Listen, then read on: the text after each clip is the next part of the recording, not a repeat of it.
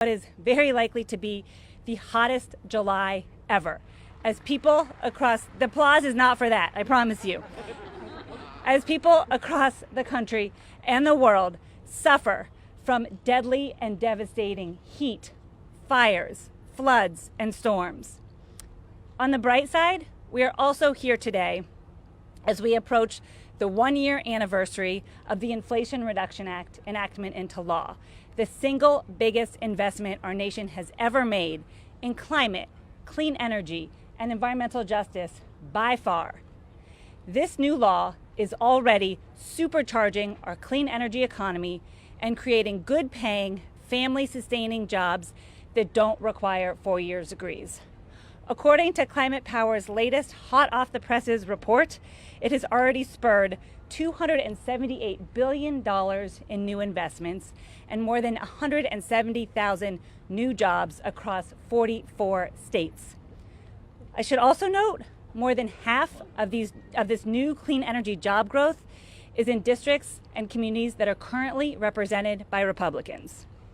As this record-breaking heat rages on, it has never been more important or more urgent that we double down on this progress.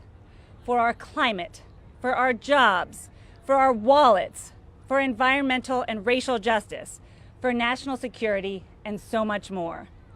Yet day after day after day, extreme MAGA Republicans in Congress are threatening this progress in their own districts at great cost to their own constituents. Why? Simply to shamelessly push the failed, dirty energy policies of the past and massive giveaways to big oil and to other polluters. In stark contrast, the congressional Democrats who are here already, those who will be arriving after their vote, and so many other Democrats, along with President Biden, Vice President Harris, and all of the staff who worked so hard throughout the administration on Capitol Hill to pass the Inflation Reduction Act. They showed incredible leadership, and we are forever grateful. Now they are all in to defend and to implement this new law and to make more clearly badly needed progress. We're so grateful to the members who we expect to be joining us and speaking today. Senate Majority Leader Chuck Schumer, Senators Ron Wyden, Debbie Stabenow, and Tina Smith, and Representatives Hank Johnson, Nanette Barragan, Sharice Davids, and Greg Stanton. Thank you to all these members for everything that you do. We are with you at every step. We're going to start to hear from them first. We're also going to hear from some incredible leaders, Rico Albacaitis from IBEW and Jason Walsh from the Blue-Green Alliance. But first, we will go to Congresswoman Sharice Davids from Kansas. Thank you all.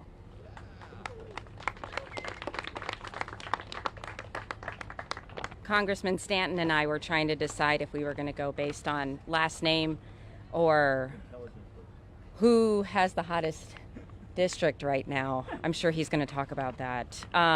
Good afternoon, everyone. It's really good to get the chance to join all of you today. I know that the senators will join us here in a bit, but I'm really, really glad to see the number of people who have come out for us to discuss this. My name is Sharice Davids. I represent Kansas's 3rd congressional district, which is in the Kansas City metro area. It's one of the 5 urban areas expected to experience the greatest rise in temperatures in the coming decades. We need innovative solutions here. We need to be as innovative as possible when it comes to addressing this crisis, when it comes to growing our economy and then leaving behind a healthier world for our children and grandchildren.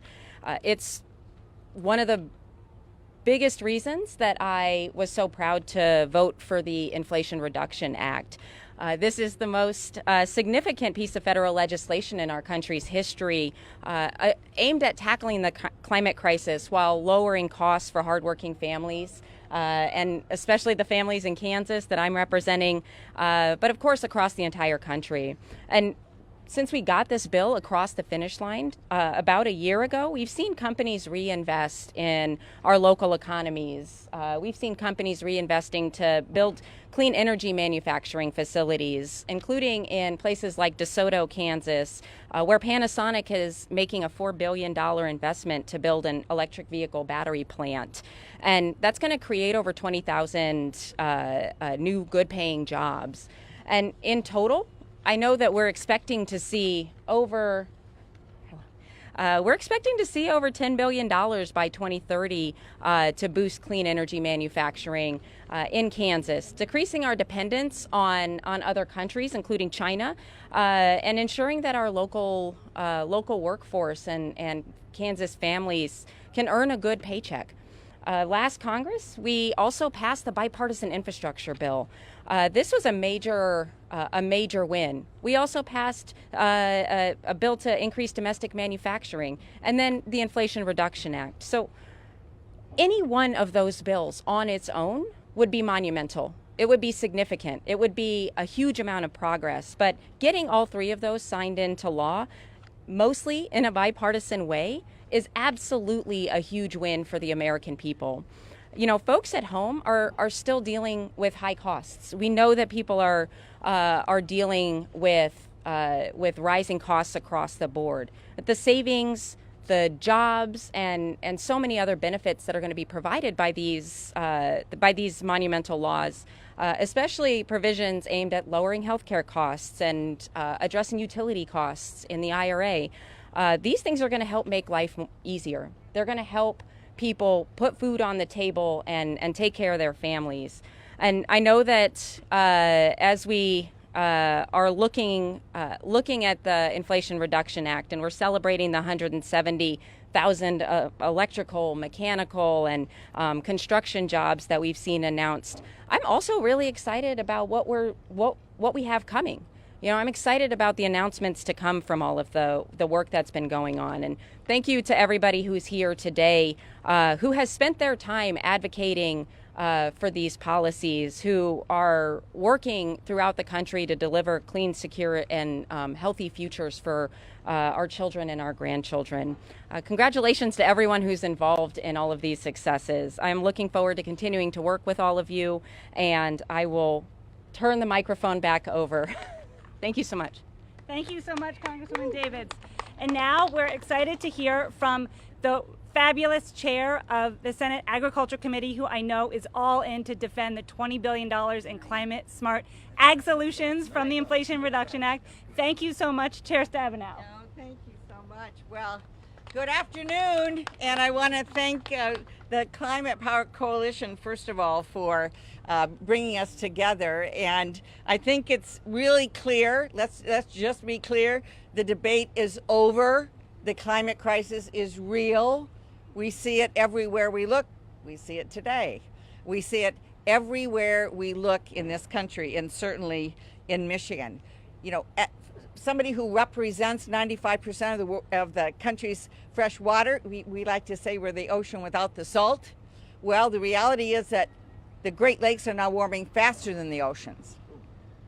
And Lake Superior, our largest, deepest lake in the country, is now one of the 5 fastest warming lakes in the world.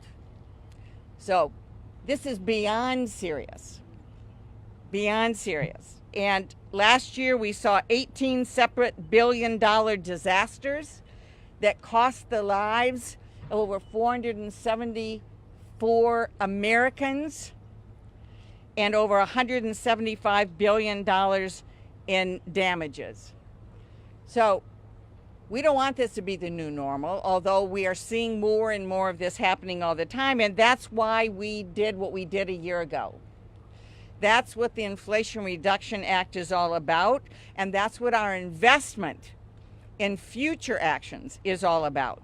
As you know, we invested $369 billion to combat the climate crisis, the strongest investment in history.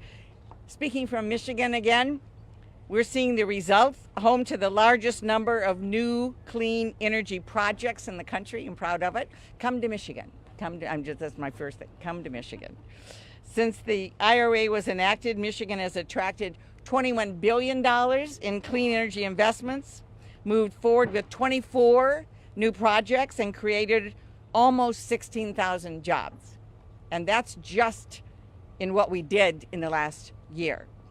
Ford's new battery plant in Marshall will create 2,500 jobs when it opens in 2026. Nell Hydrogen is building a plant in Michigan that will create more than 500 jobs, and I could go on and on. Let me close with this. As chair of the Agriculture, Nutrition, and Forestry Committee, I was so pleased to lead the effort to secure over $40 billion to help our farmers and ranchers and rural communities confront the climate crisis. Almost $20 billion to help our farmers do what they want to do. I was with a farmer a little earlier today who said, except for my family, the most important thing for me as a farmer is healthy soil. What we know is that there's more carbon in the soil, healthier soil. When there's less carbon in the atmosphere, healthier atmosphere. I mean, this is a win-win situation, and our farmers are leaning in. We also added $14 billion to help secure rural communities' ability, our rural electric co-ops, and this is very significant, to be able to move to renewable energy and energy efficiency, and $5 billion for climate-smart forestry. Forest health, reducing wildfires, obviously critical. We don't have to choose between protecting our planet and creating jobs and having a healthier, brighter future. We can do both. That's what we are doing. That's what Democrats have done in the Inflation Reduction Act, and we are committed to continuing to stay focused on the climate crisis. Now, I'm just looking because I think did you want to, we have the leader. Let me just say, I want to introduce Senator Chuck Schumer. We would not be here, and that is, I'm not exaggerating just because he's my leader. We would not be here without the persistent, focused leadership, the patience and tenacity of our majority leader, Senator Chuck Schumer. Debbie, no more of that. People remember the old Sid Caesar. I know. It's like, no. No more. Chuck Schumer. Okay. Thanks, Deb. And look, we thank everyone for coming out here. The importance of climate is shown on a 90-degree day. We all want to be here to highlight the ERA. And you are all seeing the importance of that amazing piece of legislation. It is probably the most significant action ever taken by Congress to fight the climate crisis. The most significant ever. And I first want to thank our great hosts, LCV and Climate Power, Rewiring America, the Blue-Green Alliance, as well as countless other individuals and groups in the climate movement. We, the legislators here, stand on your backs, because you have been there relentlessly informing America of this crisis and then leading America as to how to deal with the crisis. This is not an insoluble crisis. It's a question of will, not way. And in the IRA, with the great work of the groups that I have mentioned, we found that way in many different significant areas. And so I'm so proud of that. And I want to thank my colleagues here. You just heard from Senator Stabenow. No one's done more to make agriculture, particularly regenerative agriculture, important in America, where we can grow our food without damaging the climate. I want to thank Senator Smith, a true leader as well. And I know we expect Senator Wyden, who did lots of the tax work that was instrumental in the IRA, as well as Representatives Barragan and Davids and Johnson and Stanton and so many others who helped deliver the IRA a year ago. Well, in 1 year, this legislation is paying huge dividends for the American people, for our economy, for the environment. Since we passed the IRA, costs are down to families. We're creating thousands of good-paying union jobs. And we put our country back on track to meet our goals to reduce the most harmful impacts of climate. Costs are down, jobs are up, and the amount of carbon going into the atmosphere is down. This is all great stuff, very important stuff. And it was a big deal last year when we announced the IRA, but it's a bigger deal now because it's actually happening. In every state we're seeing it happen. In my state, whether it's green energy, whether it's new research, whether it's becoming the largest offshore wind center in the country off Long Island.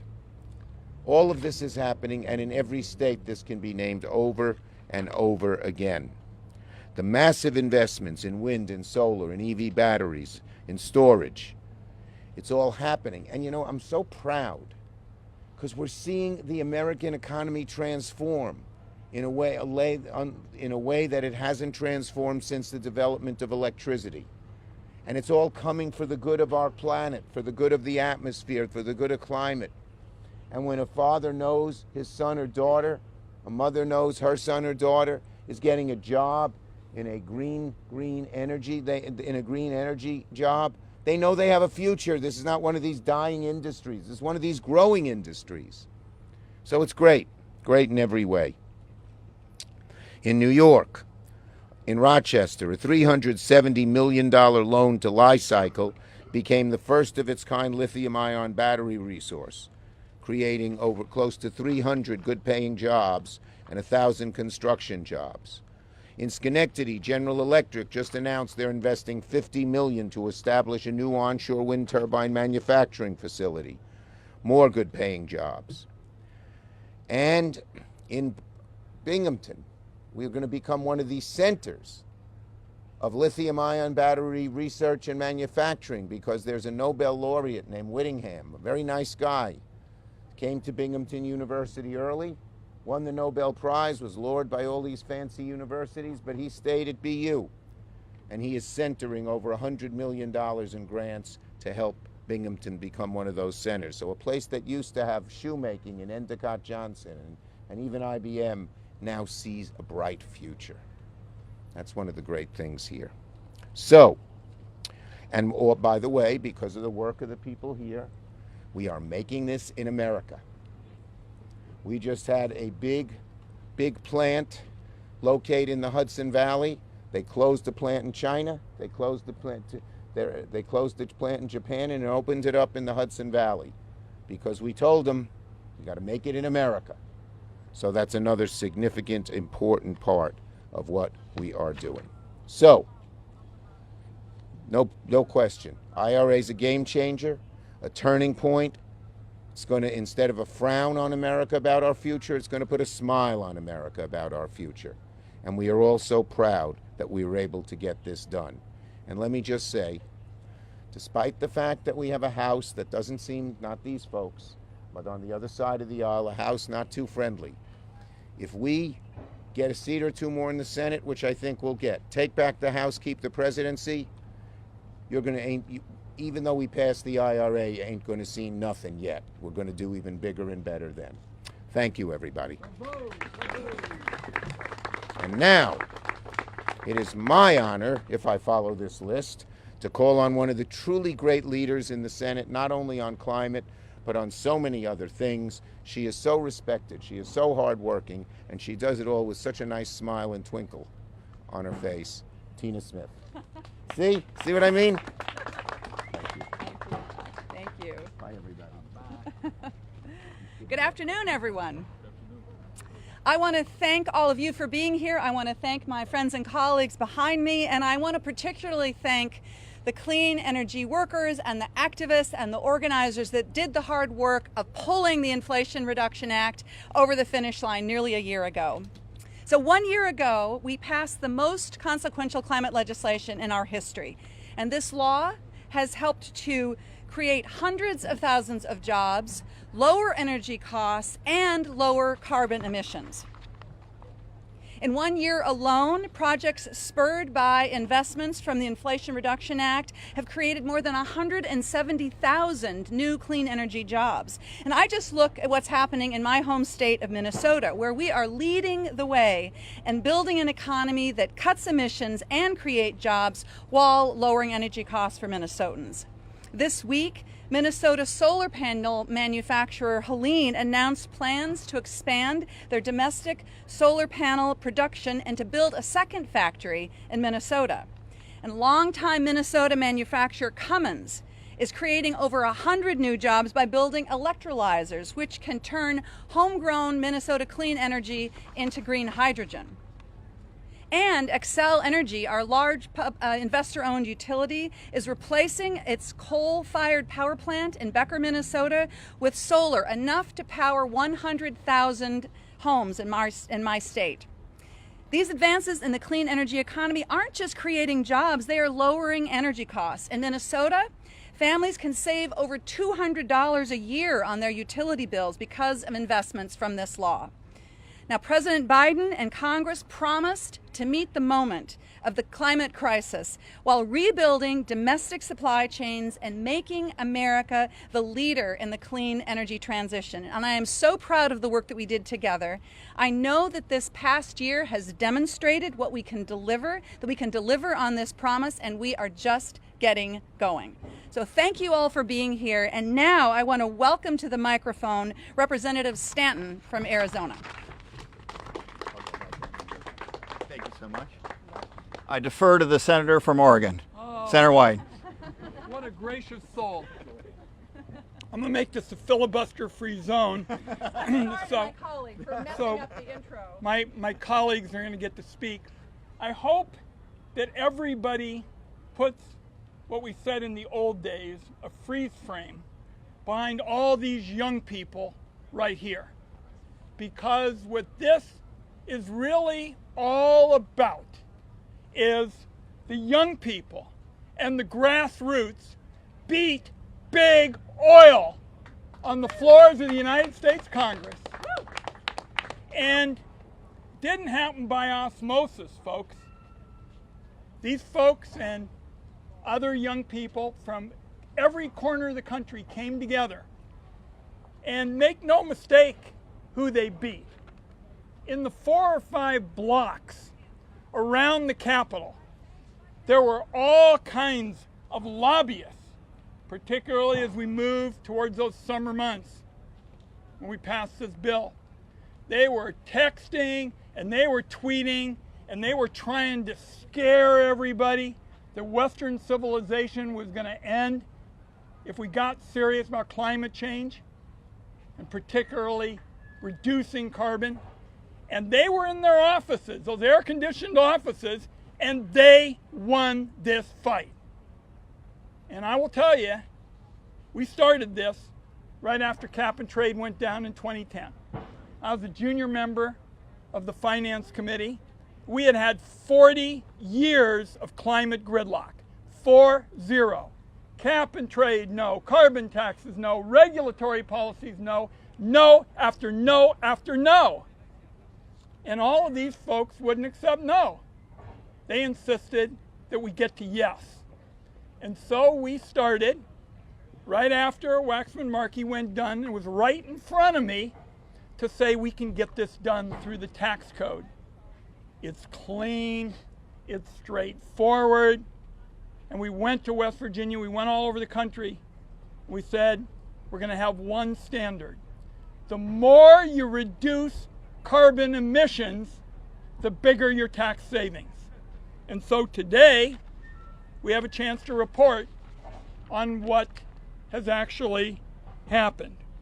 When we were in the Finance Committee in the early summer of 2021, we thought we might get to $300 billion worth of private investment.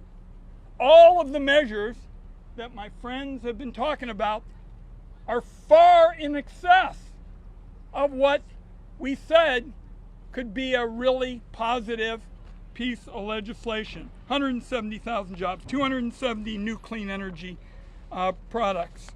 And what we said is we were going to do more in energy policy except cutting big checks to big oil. We have done it. There's no turning back, folks. There's a rearguard action, particularly, that Congressman Stanton and others are going to take on in the House that would like to do it. but we're not going back. And the reason why is because of these signs. Clean energy, economic boom, delivering clean energy jobs. That's what this is all about. People said after 2010 and 40 years worth of failure that we couldn't do it because of the incredible grassroots effort, particularly of America's young people. We're on our way. We're not going back. God bless. Woo! And I get to introduce, in the spirit of collegiality and the language of the Senate, my distinguished colleague from the House, Congressman Stanton. Thank you very much, Coach Wyden. We're fired up now after that. That's awesome. I represent Phoenix, Arizona. When I left on Sunday, it was 119 degrees. So this is a nice, cool day for me here in Washington, D.C. Good afternoon. I am so glad to be here for this wonderful celebration of the first anniversary of the Inflation Reduction Act. We all knew then what this legislation meant. Jobs, jobs, and more good jobs. And the numbers don't lie. Over the last year, $8.3 billion in private investment in my home state of Arizona alone in solar, electric vehicles, and battery manufacturing. Already, almost 13,000 good, high-paying jobs created throughout my state. Don't just take my word for it. Just a few months ago, I met with the CEO of Core Power, an innovative battery manufacturer. They are building a facility in Arizona to produce battery cells that will replace up to 12 million gallons of gasoline every year. He told me that the Inflation Reduction Act was the lift that they needed to expand operations, and Core Power has committed to partnering with Arizona colleges to train and hire local workers. There are already 13 more projects just like this one that have broken ground in Arizona in the last year. This town has been talking about bringing manufacturing jobs back to the United States for decades, and guess what? Democrats actually did it. We are fighting inflation, improving our supply chain, strengthening America's national security by reducing our dependence on foreign energy. But while economic lift is undeniable, this bill was also the largest and most significant investment to fight climate change in American history. And no place has been spared the impacts of climate change. Arizona is on the front lines. In my hometown of Phoenix, we are in the midst of a tragic, record-breaking heat wave. Yesterday was our 26th straight day above 110 degrees. Today will be the 27th straight day. These investments couldn't come soon enough. We are on a path to cut greenhouse gas emissions by 40% by the end of this decade, and that is getting us closer to the commitments that we have made as a country. We only got this bill across the finish line because of great support from environmental advocacy groups like the ones here represented today, businesses, and of course our friends in labor. And it is my honor. I get to serve with so many wonderful members of the United States Congress. This way? Okay. I got two of them right around me. I'm not sure who to introduce. A real leader that I've had a chance to serve with on the Judiciary Committee for 2 terms, a guy who was holding the Supreme Court accountable, and I'm proud of that work, Congressman Hank Johnson. Thank you, Greg. Thank you all for being here today. It's a hot day, and nobody needs to tell you why it's so hot. And by the way, I regret to inform you that it's going to get hotter as the years go by, and that's because of mankind's reliance on fossil fuels. And it has been a long time coming for Congress to finally take action and for an administration to get behind the effort to create a new economy and a new paradigm for energy use in this country, leading the world in the conversion from fossil fuel to green, renewable, clean energy sources. And so I want to thank the people at Climate Power for being behind that effort on a long-term basis. It's basically been young people who have led this effort, unsung for many years, and then you had a few who got elected to Congress, and there'll be a few more of you getting elected to Congress at some point, and they drove the narrative, the Green New Deal. And finally, everything kind of coalesced, and we were able to pass President Biden's investment reduction act, Inflation Reduction Act, excuse me. And the Inflation Reduction Act is our first step towards this transition to green renewable energy. And as everyone already knows, this landmark legislation invested hundreds of billions of dollars into modernizing our economy, helping America address the climate crisis, all while creating more than 100,000 clean energy jobs. And by the way, all of these bees that seem to be focusing on me for some reason, I'm happy to see that, because bees are on the decline in America due to climate change and other issues. And so I'm glad that the bees are out in full force, buzzing around, letting us know that they want to be here too. But this Inflation Reduction Act is going to create more than 100,000 clean energy jobs. The law has already brought close to $19 billion in investment for 22 projects and created almost 17,000 new jobs in the state of Georgia, which I'm proud to hail from. That's just within this past year. We're celebrating the 1-year anniversary of the IRA today. So it'll bring in more billions in large-scale clean power generation and storage investments to Georgia between now and 2030. But the investments don't just represent the future of clean energy, but mean dramatic investments in people. So I'm going to end my remarks now by thanking you all for being out here.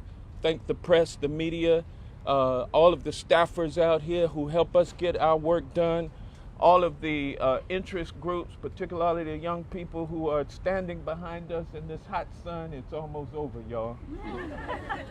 And last but not least, my colleagues from Congress, House and Senate, who have been instrumental in bucking the fossil fuel lobby and doing what's best for the future of this country. And with that, I will now yield to my friend, Congresswoman Barragan. Well, good afternoon. I'm Congressmember Nanette Barragan, chair of the Congressional Hispanic Caucus. I want to thank Climate Power, LCV, and Rewiring America, all of those who helped fight to get this across the finish line, and labor. Thank you for having us something to celebrate today, which is, of course, the 1-year anniversary. I stand here today with my House and Senate colleagues to talk about the positives and what has happened in that short time, and the bottom line is jobs. Jobs and jobs. It's no accident that unemployment is at its lowest level in half a century. In California alone, the Inflation Reduction Act, we have seen in the last year $11.9 billion in clean energy investments for California. It's helped create and move forward thousands of good paying clean energy jobs in California. Now, these jobs will provide economic security for hardworking families, including Latino families. The Congressional Hispanic Caucus is interested in making sure we're advocating for policies that are impacting our communities across this country. And we've seen that Latino communities across the country have seen direct investments from the Inflation Reduction Act, and that has resulted in a number of new clean energy projects. Projects have delivered $28.5 billion in investments and over 35,000 jobs. These investments will also reduce air pollution in Latino and other underserved communities and improve public health. This is reason alone to invest and continue to invest in climate. The IRA was the first step, but as you know, we got to continue to push and fight to make sure we're doing everything to address climate, to address environmental injustices, and that begins with starting investments in these communities and creating these jobs. So this one-year anniversary is not just a celebration, but it's really a reminder of the work Democrats in Congress have done and have to do to make sure we continue on this path. So everybody, thank you so much. I can't wait to see what the second year and years ahead brings. And with that, I have the honor of introducing from Labor and the IBEW, Ricardo Albacaris. Is that right? Close.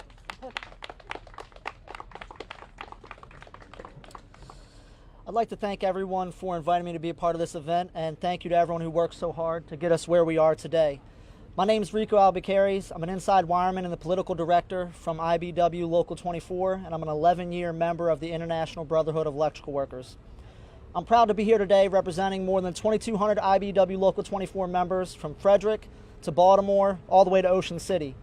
And we're here to celebrate that in just under a year since its passage, the Inflation Reduction Act has unleashed a made-in-America renewable energy boom.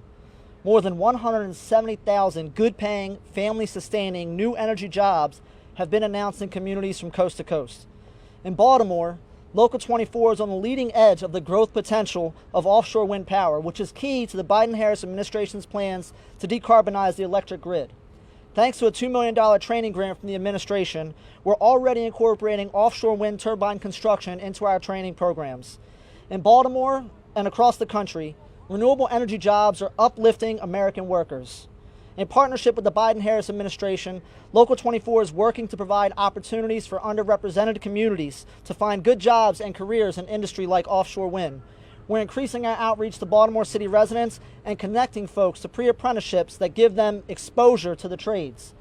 Thanks to the Biden-Harris administration, companies are incentivized to participate in registered apprenticeship programs and build in strong labor standards. This will ensure a transition to a clean energy economy that centers on union workers and working families. These policies are popular because people understand the value of building prosperity from the bottom up and the middle out, and not just helping CEOs and the people at the top. In its first year, the Inflation Reduction Act has been a massive success for our country and for workers nationwide. We have to continue to support these workers as we build towards a new energy future. And look, this is only the beginning. Ultimately, millions of new energy jobs will provide for American families for decades to come. Every family will benefit from affordable, renewable energy that will lower their costs, contribute to a cleaner environment, and a safer and more secure future. American workers and our unions are the key to building the new energy economy, and we're ready to get to work. Thank you very much. And I'm going to introduce Jason Walsh, the Executive Director of the Blue-Green Alliance.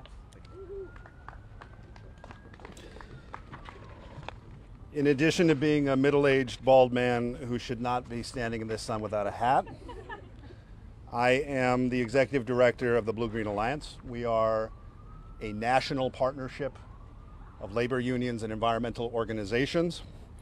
The principle that brings our partners together is a bedrock belief that we should not have to choose between good jobs and a clean environment. We can and must have both. The Inflation Reduction Act makes that principle real. And as this report from Climate Power shows, the law's investments are already delivering for American workers. In particular, for the blue-collar workers who have been on the hurting end of economic changes and bad policies in this country for decades until now. The IRA contains a broad range of distinct, strategically targeted investments. But what most of those investments boil down to, essentially, is making and building a hell of a lot of stuff. And the biggest share of the jobs created will not require a 4-year college degree, but rather high-quality training where workers can often earn while they learn to be electricians, to be machinists, to be laborers, to be pipe fitters, to be painters, to be steel workers, to be operating engineers, and other skilled crafts. At the same time, we want to be sure that the jobs created by this transformative law are good paying, safe, career jobs that can lift families into the middle class and keep them there.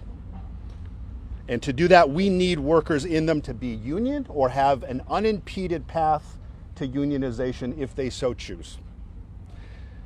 The report shows that many of these investments are in red states. This is a law for all Americans. It should be noted that in many of these states, laws are on the books designed to make it more challenging for workers to organize unions, and where union density is lower as a result. But let's be clear about a fundamental fact. Every worker in this country, workers in red states, workers in blue states, have the legal right to organize into unions, to collectively bargain with their employers for better wages, benefits, and working conditions. And that right will be protected and enforced because it's the law of the land. And if any of the companies making these announcements based on incentives in the IRA have any doubts about the legislative intent behind this law to create high quality, accessible union jobs with these taxpayer dollars, talk to the Democratic members of Congress who were here today and who got this law passed without a single Republican vote. I think I'm the last one, right? So in closing, let me just say this. We're just getting started. Right? Money has barely hit the ground. We are talking about 170,000 jobs today. Get used to talking about millions. The analysis that we commissioned from economists at the University of Massachusetts estimates up to 9 million jobs created over a decade by this legislation. So we're going to win on climate, we're going to win on jobs, we're going to win on justice. And there's no going back.